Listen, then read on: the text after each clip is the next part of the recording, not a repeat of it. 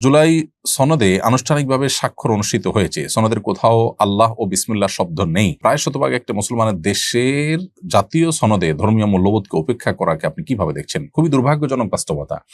জুলাই সনদে অনেক সত্যকে এড়িয়ে যাওয়া হয়েছে। জুলাই আন্দোলনের পেছনে মাদ্রাসার ছাত্রদের ভূমিকা, ধার্মিকদের ভূমিকা, ইউনিভার্সিটিতে বিশেষ করে আল্লাহতে বিশ্বাসী, আখিরাতে বিশ্বাসী মানুষদের ভূমিকা, ধর্মীয় মূল্যবোধের বিশেষ ভূমিকা, আল্লাহর জন্য প্রাণ দেওয়ার যে প্রেরণা, এগুলোর যে ভূমিকা ছিল সেটি দিনের আলোর মতো পরিষ্কার এবং স্পষ্ট।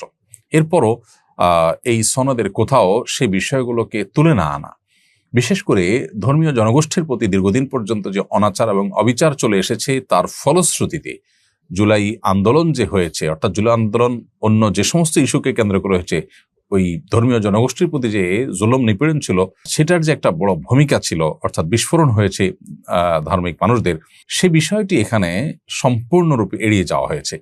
এবং সেই সাথে মুসলিম সংখ্যাগরিষ্ঠ একটি দেশে ধর্ম থেকে দূর করার যে একটা প্রবণতা দীর্ঘদিন থেকে আমরা দেখে আসছি, সেটা দুর্ভাগ্যজনকভাবে জুলাই সনদে আমরা দেখেছি। খুবই আপত্তিকর একটি বিষয়। এর বাইরেও আরো আপত্তি করবার মতো বেশ কিছু জায়গা এখানে আছে। তারপরেও এই সনদ স্বাক্ষরিত হওয়া দরকার ছিল এবং এই বিষয়টি এটার অফিসিয়াল একটা রূপ হওয়া দরকার ছিল, সেটি হয়েছে। বাট এখানে যে অতৃপ্তিগুলো, অপূর্ণতাগুলো আছে, ত্রুটিগুলো আছে, সেগুলো কারেকশন করবার সুযোগ ছিল, কারণ এগুলো অনেক আগে থেকে বলা হচ্ছিল, কিন্তু কোনোভাবেই যেন তারা কানে নেয়নি। এই জন্য আসলে জুলাইয়ের যে স্পিরিট আছে, সেই স্পিরিট দুর্ভাগ্যজনকভাবে দিন দিন স্তিমিত হতে যাচ্ছে। আমি আশা করব যে কর্তৃপক্ষ এখান থেকে কিছুটা হলো বার্তা গ্রহণ করবার চেষ্টা করবে, সংশ্লিষ্ট যারা আছেন তারা। গত মঙ্গলবার ভয়াবহ অগ্নিকাণ্ডের ঘটনা ঘটল মিরপুরে, এতে 16 জন নিহত হয়েছেন। এ ধরনের দুর্ঘটনা রোধে একজন দায়িত্বশীল আলেম এবং সমাজসেবী হিসাবে আপনার পরামর্শ কি? দর্শক, এই ধরনের ঘটনা আমাদের দেশে নতুন নয়। কদিন পরপরই অগ্নিকাণ্ডে আমরা দেখি যে বহু মানুষ হতাহত হন, বা অন্য কোনো দুর্ঘটনা, অন্য কোনো অনাকাঙ্ক্ষিত অ্যাক্সিডেন্ট, সেখানে দেখা যায় বহু মানুষের মৃত্যু হয়, মৃত্যুর মিছিল আমরা দেখতে পাই। এগুলো বন্ধ করার জন্য আসলে দায়ী ব্যক্তিদেরকে দায় নিতে বাধ্য করার আইন এবং সেটার প্রয়োগ, এটা করতে হবে। এটা করার আগ পর্যন্ত এই সমস্ত তথাকথিত দুর্ঘটনা নামে হত্যাকাণ্ড কোনো অবস্থাতে বন্ধ হবে না। মিরপুরে যে অগ্নিকাণ্ডের ঘটনা ঘটলো, সেখানে 16 জন তাজা প্রাণকে আমরা হারালাম। 16টি ফ্যামিলি, বরং তার চেয়ে বেশি সংখ্যক ফ্যামিলি নিঃস্ব হয়ে গেল। সামান্য কিছু ক্ষতিপূরণ দিয়ে বা একটু শোক প্রকাশ করে আমরা আমাদের দায় হয়তো সেরে ফেলি, কিন্তু যার যায় সে বুঝে সে কি হারায়, গোটা ফ্যামিলি কিভাবে সাফার করছে, সেটা বলার অপেক্ষা রাখে না। অথচ এই ঘটনার পেছনে বিভিন্ন আলোচনা, পর্যালোচনা থেকে যে সমস্ত বিষয়গুলো উঠে এসে, তার মধ্যে থেকে একটা হলো জনবসতিপূর্ণ এলাকাতে রাসায়নিক গুদাম করা হয়েছে, যেটা অনুচিত, এবং রাসায়নিক গুদামের পাশাপাশি ভবনের কোনোটাতে অগ্নি নির্বাপকের ব্যবস্থাপনা ছিল না, নির্বাপনের ব্যবস্থা ছিল না, এবং ভবন গুদাম কোনটিতে ফায়ার সেফটি প্ল্যান ইত্যাদি কিছু ছিল না, এগুলো লাইসেন্স ছিল না। তাহলে এখানে এতগুলো মানুষ কাজ করছে এবং এতগুলো প্রাণ এখানে আছে, তাদের জীবনের নিরাপত্তার কোনো ব্যবস্থা যেখানে নেই, সেখানে এরকম রিস্কের মধ্যে তাদেরকে ফেলে রেখে যে কাজ করানো হলো, এর জন্য যারা দায়ী তাদেরকে দায় নিতে বাধ্য করা উচিত।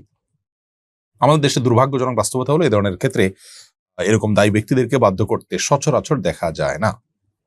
এই জন্য আইনের যথাযথ প্রয়োগ ছাড়া এ ধরনের ইস্যুতে আসলে সত্যিকার সমাধানের পথে আমরা যেতে পারবো না। এরপরে প্রশ্ন হলো, দাওরাই হাদিসে সনদপ্রাপ্তদেরকে ধর্মীয় শিক্ষক হিসাবে নিয়োগ দিতে প্রাথমিক ও গণশিক্ষা উপদেষ্টাকে ডিও লেটার দিয়েছেন ধর্ম উপদেষ্টা ডক্টর আফম খালেদ হোসেন। এটা কতটুকু ফলপ্রসূ হবে বলে আপনি মনে করেন? ডিও লেটার সম্পর্কে আমি যতটুকু জানি যে সাধারণত এটা উপদেষ্টা বা উচ্চপদস্থ কর্মকর্তারা নীতিগত মতামত এবং সুপারিশ হিসাবে দিয়ে থাকেন, এটা অন্যরা মানতে সেভাবে বাধ্য থাকেন না। তারপরও তিনি এইটুকু দিয়েছেন, সেটার জন্য অবশ্যই তিনি প্রশংসা পেতে পারেন, যদিও তার কাছে প্রত্যাশা এর চাইতে অনেক বেশি। তারপরে তিনি যেটুকু করেছেন সেটুকুর জন্য অবশ্যই তিনি ধন্যবাদ পেতেই পারেন, এবং সন্দেহাতীত এটি ভালো উদ্যোগ, এবং এইটাকে আমলে নেওয়া হোক, সেটা আমাদের সবার প্রাণের দাবি। কারণ আমাদের শিক্ষা প্রতিষ্ঠানগুলোতে আমাদের কোমলমতি শিশুরা যেন নৈতিক শিক্ষা পায়, নৈতিক দীক্ষা পায়, সেই জন্য উদ্যোগ গ্রহণ করা দরকার। এখানে শুধুমাত্র কয়মাসা শিক্ষার্থীদের নিয়োগের ইস্যুই নয়, বরং ধর্মীয় শিক্ষক নিয়োগ দেওয়া প্রাথমিকে এটা সময়ের সবচেয়ে প্রয়োজনীয় কাজগুলোর মধ্যে থেকে একটি। কারণ আপনি ক্লাস 3 থেকে ক্লাস 5 পর্যন্ত প্রাথমিকে এই 3 ক্লাসে ধর্মশিক্ষার বই রেখেছেন, পরীক্ষা হয়, সাবজেক্ট আছে, অথচ ধর্ম শিক্ষা দেবার লোক নেই। এর চাইতে দুর্ভাগ্যজনক বিষয় আর কি হতে পারে? এবং ধর্মীয় শিক্ষক না থাকার ফলশ্রুতিতে নীতিনৈতিকতার চর্চা কম হওয়ার বা না হওয়ার ফলশ্রুতিতে সন্তানদের মধ্যে, বিশেষ করে শিশুদের মধ্যে, আমাদের শিক্ষার্থীদের মধ্যে যে আপনার নেতিবাচক প্রবণতা আমরা দেখতে পাচ্ছি, কিশোর গ্যাং সহ নানাবিধ অপরাধ প্রবণতা শিশুদের মধ্যে পর্যন্ত আজকাল দেখা যাচ্ছে এটা দূর করবার উদ্যোগ হিসাবে হলেও আমাদের ধর্মীয় শিক্ষক নিয়োগ দেওয়ার এই উদ্যোগে অগ্রসর হওয়া দরকার। দুর্ভাগ্যজনক বাস্তবতা যে সেটা না করে আমাদের বর্তমান সরকার গানের শিক্ষক নিয়োগ দেওয়ার জন্য উদ্যোগ গ্রহণ করেছে, গেজেট প্রকাশ করেছে, যেটা সম্পূর্ণ জন আকাঙ্ক্ষার উল্টো হাঁটা যেটাকে বলা হয় সেটা। তো এখানে ধর্ম উপদেষ্টা যে ডিওলেটার দিয়েছেন সেটা বাস্তবায়ন যদি হয় তাহলে যুগান্তকারী পদক্ষেপ হবে এবং মাদ্রাসা শিক্ষার মূল্যায়ন হবে, মূলধারায় তাদেরকে অন্তর্ভুক্ত করার পথ খুলে দিবে এবং স্কুলের শিক্ষার্থীরা সেখান থেকে ভালো কিছু পাবে ইনশাআল্লাহ তাআলা। অতএব এটাকে যেন আমল নেওয়া হয় সেজন্য আমরা উদাত্ত আহ্বান রাখছি সংশ্লিষ্ট মহলের কাছে। আমার 2 ছেলে এবছর এইচএসসি পরীক্ষার্থী ছিল। একজন ভালো নম্বর পেয়েছে, আরেকজন তুলনামূলকভাবে কম পেয়েছে। সামনের জীবনের জন্য তাদের প্রতি কিছু দিক নির্দেশনামূলক নসিহত করবেন প্লিজ।